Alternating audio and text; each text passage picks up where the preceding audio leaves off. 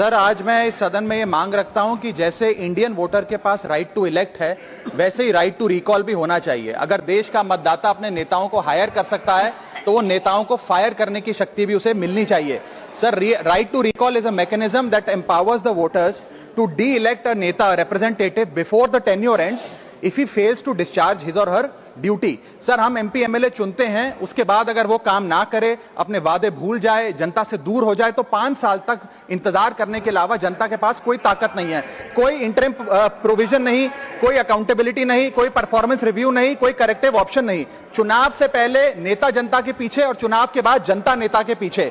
और सर, 5 साल is too long a period in this day and age. अगर एक गलत फैसला गलत नेता को चुनने का लिया तो लाखों लोगों का भविष्य अंधकार में जाता है और पूरा क्षेत्र पीछे जाता है। Sir, we can trust our voters to elect. हमें अपने मतदाता पे विश्वास करना चाहिए कि वो अपनी गलती बदल भी सके राइट टू रिकॉल की ताकत से।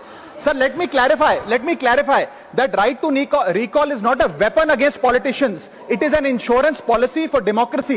और भारत के संविधान में जब आप राष्ट्रपति को इंपीच कर सकते हैं टेन्योर के दौरान, उपराष्ट्रपति को हटाने का प्रावधान है, जजों को इंपीच करने के लिए प्रोसेस लेट डाउन है, यहां तक कि रूलिंग गवर्नमेंट के खिलाफ नो कॉन्फिडेंस मोशन लाकर आप सरकार बर्खास्त कर सकते हैं।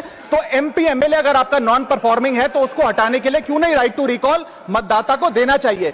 दुनिया की 24 से ज्यादा डेमोक्रेसीज में राइट टू रिकॉल का मैकेनिज्म लागू है, जिसमें यूएस, कनाडा, स्विट्जरलैंड जैसे देश है। मैं आपको उदाहरण देता हूं सर, कैलिफोर्निया में गवर्नर क्रिस डेविस नाम के नेता 2002 में चुने गए।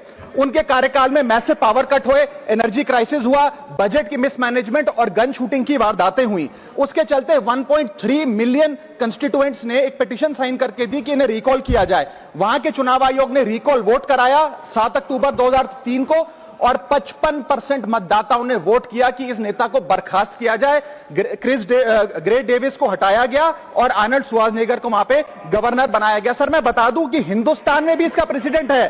कर्नाटक, मध्य प्रदेश, महाराष्ट्र और राजस्थान में रिकॉल मैकेनिज्म ग्राम पंचायत के स्तर पे लागू है और ग्राम सभा के लोग मतदाता वोट करके उन्हें वापस बुला सकते हैं। सर, लेकिन इसका मिसयूज ना हो, इसलिए हमें सेफगार्ड्स भी बनाने पड़ेंगे। एक थ्रेशोल्ड रखना चाहिए कि 35 से 40% मतदाता अगर साइन कर दे तभी राइट टू रिकॉल वोट करवाया जाए।